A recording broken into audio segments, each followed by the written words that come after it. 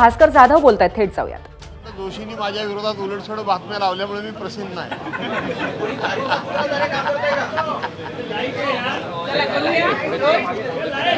अजून पुढे दादा साहेब, आता हे जवळपास आपण तिसरं म्हणजे सरकार स्थापन झाल्यानंतर तिसरं अधिवेशन आहे. विरोधी पक्ष नेत्याचा मुद्दा अजूनही प्रलंबित आहे.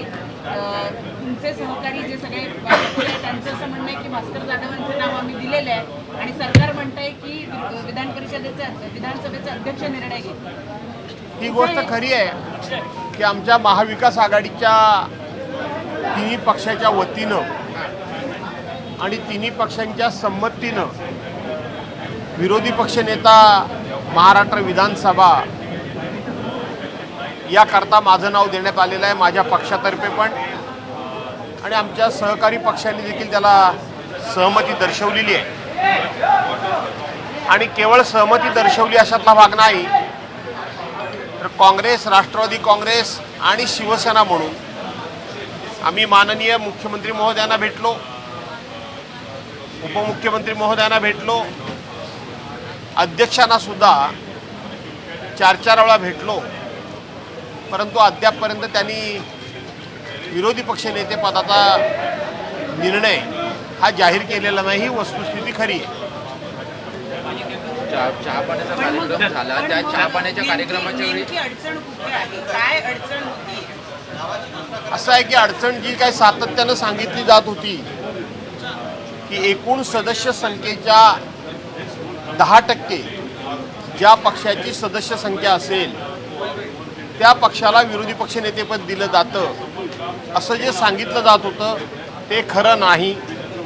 हे आम्ही नियमानं, कायद्यानं सिद्ध करून दाखवलं. त्याचबरोबर विधिमंडळाकडून म्हणजे विधिमंडळ सचिवांकडून म्हणजेच विधानसभा अध्यक्षांकडूनच एक प्रकारे त्या पत्राचं उत्तर देखील आम्ही घेतलेलं आहे की 10% सदस्य संख्येची कायद्यामध्ये आणि नियमामध्ये कुठेही मागणी नाही, तरतूद नाही, अट नाही. आणि घटनेमध्ये सुद्धा विरोधी पक्षनेता हा ज्या पक्षाची सदस्य संख्या जास्त असेल त्या पक्षाचा निवडावा ही घटनेमध्ये तरतूद आहे. त्यामुळं आपण जी अडचण सांगता अशी कुठलीही कायदेशीर अडचण, कुठलीही तांत्रिक अडचण शिल्लक राहिलेली नाही. त्यामुळं हा निर्णय सरकार आणि अध्यक्षांच्याकडे जरी बोट दाखवलं गेलं तरी शेवटी अशा विषयांमध्ये सरकारनं पुढाकार घ्यावा लागतो आणि अध्यक्षांनी सुद्धा तो पुढाकार घेण्याकरता म्हणून सरकारला भाग पाडावं लागतं. आणि म्हणून दोघांची जबाबदारी आहे. त्यांनी जरी अध्यक्षांच्याकडे बोट दाखवलं सरकारनं आणि अध्यक्षांनी सरकारच्याकडे बोट दाखवलं तरी आम्ही काय अज्ञानी नाही, आम्ही काय अनभिज्ञ नाही. ही दोघांची जबाबदारी. पत्र दिलं होतं बहिष्कारासंदर्भात, त्यामध्ये तुमची सही नव्हती, त्याच्यामुळे कुठेतरी पुन्हा चर्चा झाली की नाराज आहे. मुख्यमंत्र्यांनी देखील सूचक वक्तव्य केलं.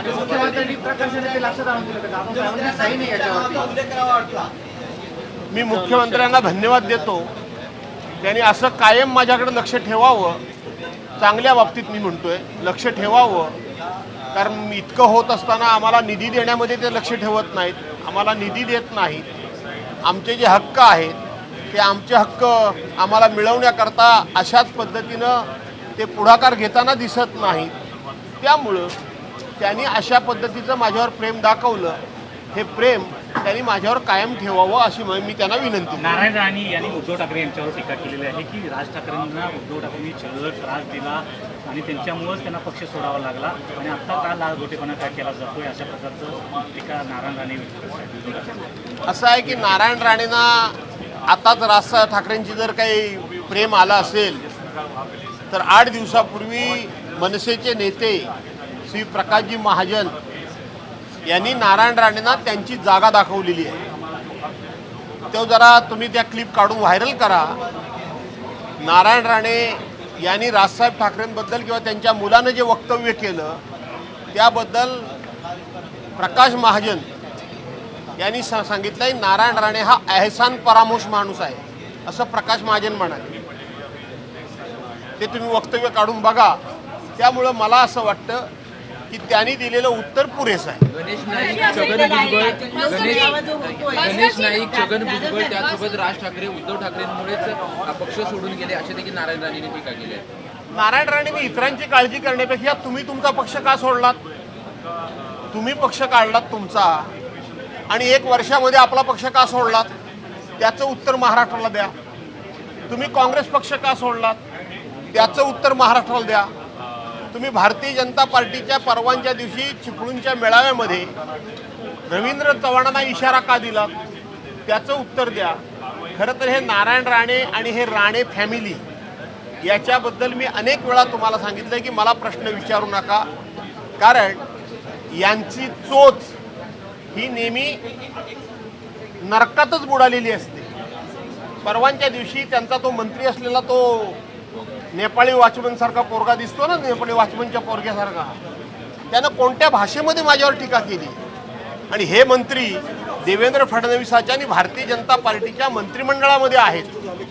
आणि म्हणून अशांची ज्यांची चोच ही कायम नरकातच बुडालेली आहे अशा लोकांबद्दल पुन्हा मला प्रश्न विचारू नका. जल्लोष मेळावा जो होणार आहे, जल्लोष मेळावा ज्याच्यामध्ये दोन्ही ठाकरे बंधू एकत्रित येतील असं दिसतं, त्याचा धसका घेतलाय का त्यांनी? त्यामुळे भाजपने किंवा सरकारने त्यामुळे अशा टीका. असं आहे की मी माझ्या एका मुलाखतीमध्ये मी म्हणालो होतो, मी आता सांगितलं की ज्यांची चोच नरकात बुडालेली आहे सातत्यानं घाणेरडंच बोलतात, चांगलं कधी बोलत नाही, कोणाला कधी सन्मानानं कोणाचा उल्लेख करत नाही, कोणाचं वय बघत नाही, कोणाचा अधिकार बघत नाही, प्रत्येकाला घाणेरड्या शब्दामध्ये बोलायचं, अरेतरविषयी भाषा वापरायची नाही.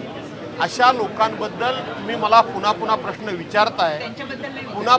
विचारताय की 2 ठाकरे बंधू एकत्र आल्यामुळे हे घाबरलेत का असं तुम्ही विचारताय. आज तागायत मी अनेक वेळा अतिशय मुद्द्याचं सांगितलंय की उद्धव साहेबांनी एखादी प्रेस कॉन्फरन्स घेतली, उद्धव साहेबांनी एखादी सभा घेतली की हे ज्यांचं नाव विचारतात ते फक्त प्रेस कॉन्फरन्समध्ये घेऊन प्रेसमध्ये बोलतात. गेल्या 10 वर्षामध्ये यांना महाराष्ट्रामध्ये 50 लोकांची सभा कोणी दिली का हे एकदा तपासून बघा. ह्या राणेंबद्दल हे राणे जे बोलतात त्यांना 50 माणसांची सभा कोणी दिली आहे का? मध्यंतरी मला असं कळलं होतं की नारायणरावांनी आपल्या मुलाला सांगितलं होतं की भास्कररावांच्यावर बोलताना जरा जबाबदारीनं बोला, पण त्यांचा पोरगा परवांच्या दिवशी जो बोललाय ज्या भाषेमध्ये, त्यामुळं मला त्यांच्याबद्दल हे तोंड उघडावं लागतंय की त्यांची चोच ही नेहमी नरकातच बुडालेली असते. हे पुन्हा एकदा मी सांगतो. राहता राहिला प्रश्न, परवांच्या दिवशी मी हजर नव्हतो याची फार तुम्हाला चिंता पडलेली आहे. मुख्यमंत्र्यांना पडू द्या, त्याचं उत्तर मी तुम्हाला दिलंय, पण तुम्हालाही फार चिंता पडलेली आहे. मी पक्षाचाच एक जबरदस्त असा मेळावा हा उरणमध्ये होता. तिथले आमचे जिल्हा प्रमुख आणि माजी आमदार मनोहर भोईर यांनी तिथे एक पक्षाचा मेळावा घेतला होता. त्या तो मेळावा मी अगोदर घेतला होता आणि त्या मेळाव्याकरता मी तिथं उपस्थित होतो. माझ्याबरोबर आमचे दुसरे उपनेते विश्वनाथ नेरुळकर ते देखील होते. त्यामुळं मी गैरहजर जाणीवपूर्वक नव्हतो. ओके.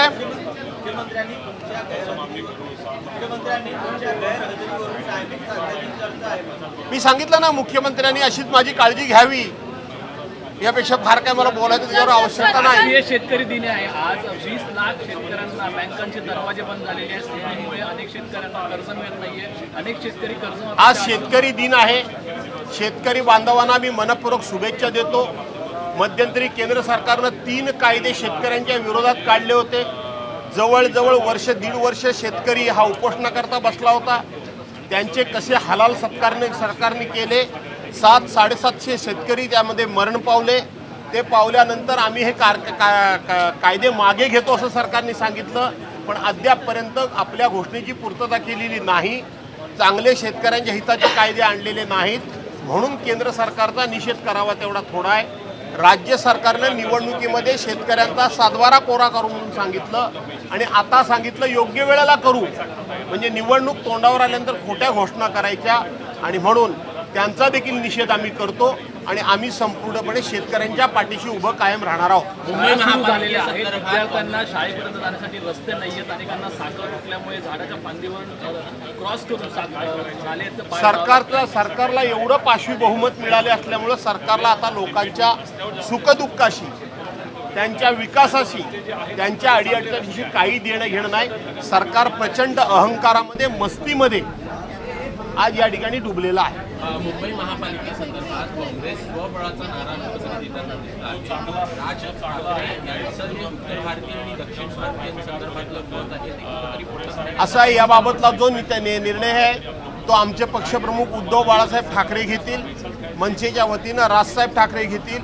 या अशा विषयामध्ये आम्ही भाष्य करू इच्छित नाही. धन्यवाद. एबीपी माझा, उघडा डोळे बघा नीट.